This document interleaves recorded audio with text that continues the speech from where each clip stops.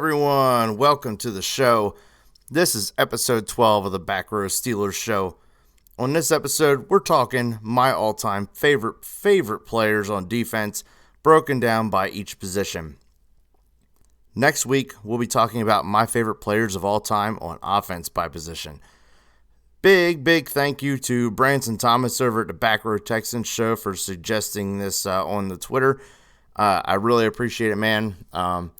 It really kind of made me reflect on, my history and how I feel about the Pittsburgh Steelers and some of the players. So I definitely appreciate that. Be sure to tune in next week so you can hear my favorite offensive players of all time. It's going to be a good one as well.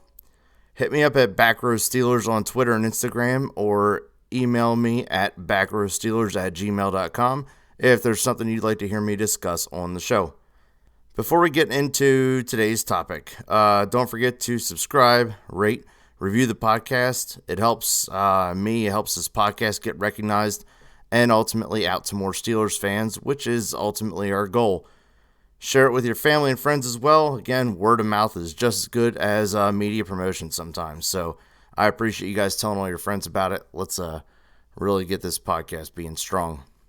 All right, I guess let's jump right into it here. We're going to start at defensive lineman. All right, this is going to kind of be any lineman, including, I guess, defensive ends as well. So just some people that moved around. I mean, like, people bounce around on the defensive line all the time. So I'm going to go ahead and give you my favorite defensive lineman of all time.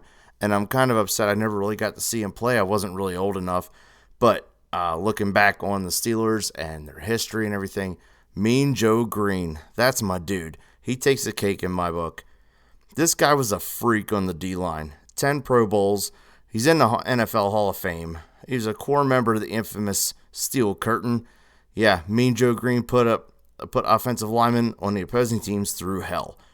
He only missed 9 games in 13 seasons. Think about that.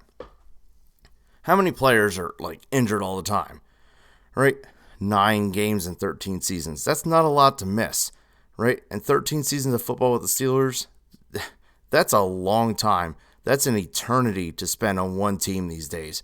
Think about that. How many players stay on a team for more than I don't even know, maybe 4 or 5 years. A lot of the stud wide receivers, they kind of find this is my team and that's where I'm at. But to spend 13 seasons with the team, that's just craziness. In that time, he put up 78.5 sacks. That's a lot of sacks. That's unofficially, and I say that because sacks weren't a statistic until 1982, which is, unfortunately, the year after he retired. He also had 16 fumble recoveries. I wish they kept tackle stats then, because this guy was a monster. I encourage you all to watch his episode of A Football Life. It was awesome watching him reminisce. Jump on there. I think it's even on YouTube. You can watch A Football Life. So check that out. It's a really great episode. All right, at linebacker, my favorite Steeler of all time is the one and only James Harrison. While not necessarily a good person, James Harrison was a great football player. I just loved his attitude and his presence on the field. This guy came to Pittsburgh as an undrafted free agent out of Kent State in 2002. After kicking ass year after year, this guy was the first ever undrafted free agent Associated Press NFL Defensive Player of the Year in 2008.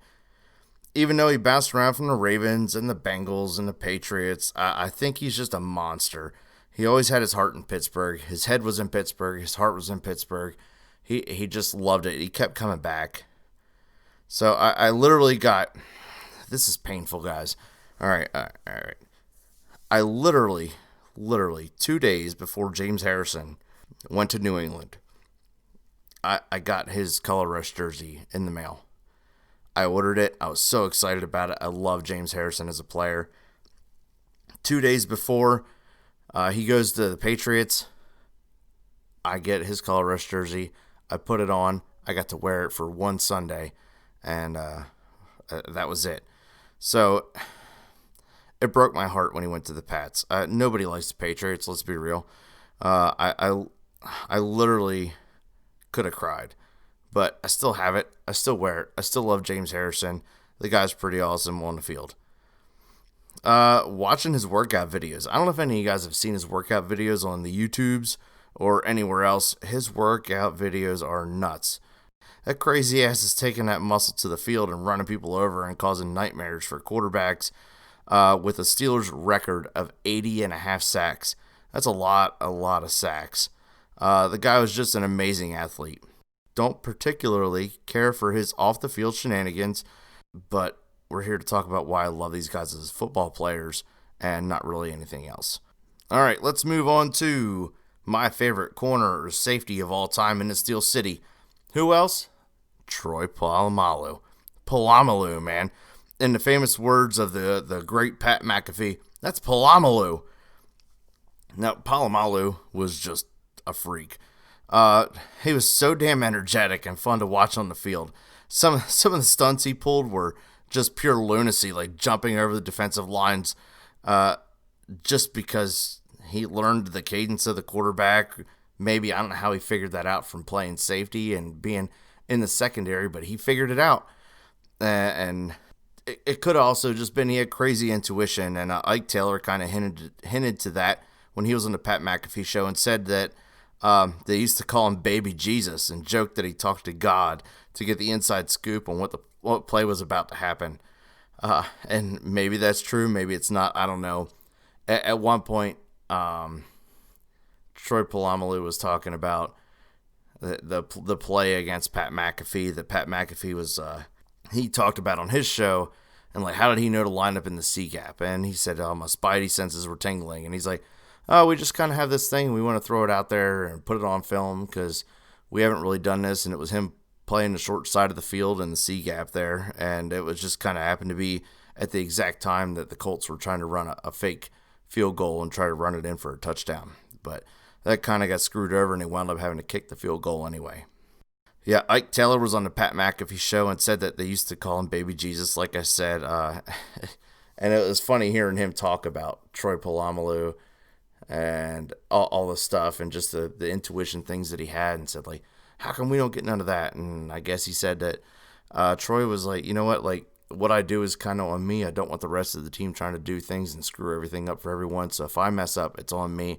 I don't want anyone else to have to worry about that.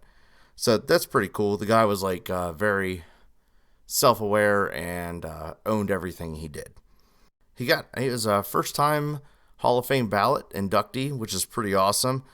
He definitely deserves his spot in the Hall of Fame for sure, with 770 career tackles, 32 interceptions, 14 forced fumbles, 2 Super Bowls, and 8 Pro Bowl selections. That's a lot. This guy did a lot of stuff. The main thing you cannot forget about with Troy was his hair. I'm pretty sure tons of men in the Pittsburgh area started using Head and Shoulders just because his commercials wanted some long flowing locks. I just picture a bunch of old dudes with like balding mullets out there, like waving their hair around like Polamalu. Anyway, it's too funny to me. But Troy Polamalu was definitely, he may be my favorite player in Pittsburgh of all time, just in general. So, yeah, Troy, I know you don't listen to this, but if you do, I love you, man. Awesome time. It was fun watching you play. All right, let me take a sip of this here beer. All right, we are going to move on to some current Steelers talk. I want to say thanks to stillcurtain.com. I don't know if you guys have been on their website at all. They got a lot of articles on there, and they do a lot of hard work for the Pittsburgh Steelers and reporting and making just like good articles and stuff about like what the team could do, what they are doing, interviewing some Steelers players and coaches. It's pretty cool. But I want to thank them particularly for some podcast material this week. Sometimes news is slow during the offseason. The non-point scoring season. It's always football season. But they published an article about 3 potential players to trade before the 2020 or 2021 season.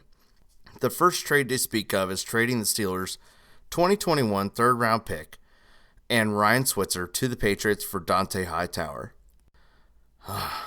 While this would be an amazing trade, I don't think the author thought this through.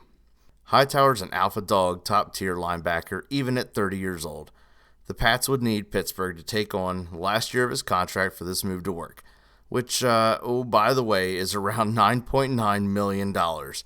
Freeing up the money owed to Switzer would free up a whopping, y'all ready for this, $825,000. Yeah. That would bring the Steelers' projected cap space to around $7 million this year. Now, I don't think we're going to actually have $7 million or even like 6.1 roughly. That's what a lot of websites are saying. I don't think that we actually have that much room. So, either way, it doesn't math well. And the Patriots don't even have the cap space to absorb the dead cap of $2.5 million that Hightower leave behind, because they only have roughly $1.3 million in cap room right now. Now, while I love the optimism of the Steelers going to get Hightower because it would really solidify that linebacker core, and he'd be a leader for sure on that defense. Like, Dante Hightower's a stud. Like, he'd be able to lead that defense and provide some extra guidance and learning points and everything for the current linebacker room we have, which is already like stud filled. Why not fill them up with a bunch of extra knowledge? I like the optimism, but it's just not feasible for Pittsburgh to do. The second trade they had out here was, and I love this. I love their assessment of Antoine Woods from Dallas for a 2021 sixth-round pick. Dallas has kind of already shown and expressed that they don't really need him or want him on the team. Now, Antoine Woods he's pretty good, honestly. He's a nose tackle, and him being able to back up McCullers on the D-line would be just fantastic. Woods has had some off-the-field issues, but he'd be a great fill-in at nose tackle. He's shown some flashes of greatness in Dallas and would be dirt cheap for 1 year just to pick up at Pittsburgh, and wouldn't cost much to keep him around either. It's if he turns out and looks like he's going to be a good fit there in Pittsburgh. And like they said in the article, he's a high-risk, high-reward potential that Pittsburgh should and honestly could take a flyer on. He wouldn't cost a whole lot, and it's something that would definitely bolster our D-line. All right, the last player trade they suggested was sending Vance McDonald to the New York Football Giants for offensive lineman Kevin Zeitler. I love this. I love this. This portion of the article is so good. I like the suggestion because we just got Ebron, who's going to start over the often injured Vance McDonald for sure. The Giants have an often injured tight end in Evan Ingram, who I'm sure they would love to have a good backup for. Right now, Wisniewski is the only left guard on the depth chart in Pittsburgh. And that's kind of scary and not going to work well for the Steelers if they have to start playing musical linemen if Wisniewski goes down. We're going to have a lot of O-line problems if that's the case. Now, Zeitler and Wisniewski are the same age and would have their contracts ending at the same time as well in 2022 at age 32. The only problem, again, is that pesky little thing called cap room. Zeitler is owed $10 million this year and $12 million next year. Trading away Vance would free up $5 and $7 million over the next 2 years, respectively, but that would bring us just in under our cap ceiling. That's assuming that what the internet is reporting as our cap ceiling is accurate. I'm just not sure. I don't think the only way to make it happen would be to do some serious restructuring, do some contracts. They could probably make it happen, and honestly, they probably should. I love this. Like, Pittsburgh, are you listening? Steelers organization, are you listening? Trade Vance McDonald away. Go get Kevin Zeitler. Get our O-line some help. It's going to be the best move we can make for sure this offseason. I like this move a lot for Pittsburgh. Still curtain. This portion of the article was great. I'm not sure if anybody from there is listening. I really, really liked it. I read it, and I appreciate the work you guys are putting in there to keep content, again, through this non-point scoring season. All right, I think lastly we are going to cover a little Mike Tomlin news. Coach Tomlin has reported that he's kind of concerned about the condition of the field, and I think it should be a concern for all NFL teams having to practice and hold camps in their facilities, and the concern being the wear and tear on the game fields. Now, like I said, Coach Tomlin has expressed some concern about it, and I understand why it's a concern. It just kind of sucks to play football on a shitty field. Nobody wants to play football on a shitty field.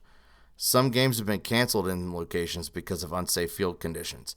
So let's not have that happen. NFL, I think, is being pretty smart, honestly, about what they're doing. One, for handling the whole COVID thing.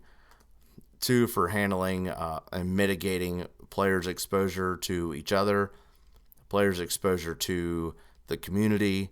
And it kind of sucks because right now, like, Pittsburgh, man, they used to go up to like their training camp and they'd have fun, and all the fans could go up there and watch them and do a bunch of things and interact with the team. And it's just not happening now. But all in all, I think most of us are okay with that as long as we get a football season. So fingers crossed for the football season. And again, I don't think NFL teams are going to let their home fields get too torn up, and they'll figure it out. All right, well, I think that's going to do it for this week's episode, folks. Thanks again to Tim. I haven't thanked you in a couple episodes, buddy, for the awesome, pretty kick-ass music, the intro and outro songs. It's pretty awesome that he did that for me. Thanks again for the music.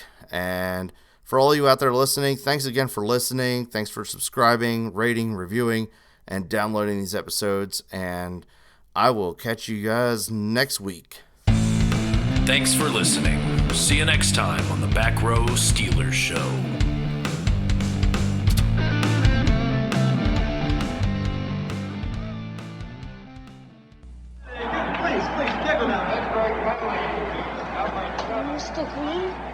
Mr. Green? Yeah. You need any help? I just want you to know, I think you're the best ever. Yeah, sure. Want my Coke? It's okay, you can have it. No. Really, you can have it. Okay. A Coke and a smile makes me feel good, makes me feel nice. Be around. That's the way it should be. I like to say, Hey, kid. the whole world is smiling with me. Coca-Cola as life. Have a Coke and Thanks, Mean Joe. smile.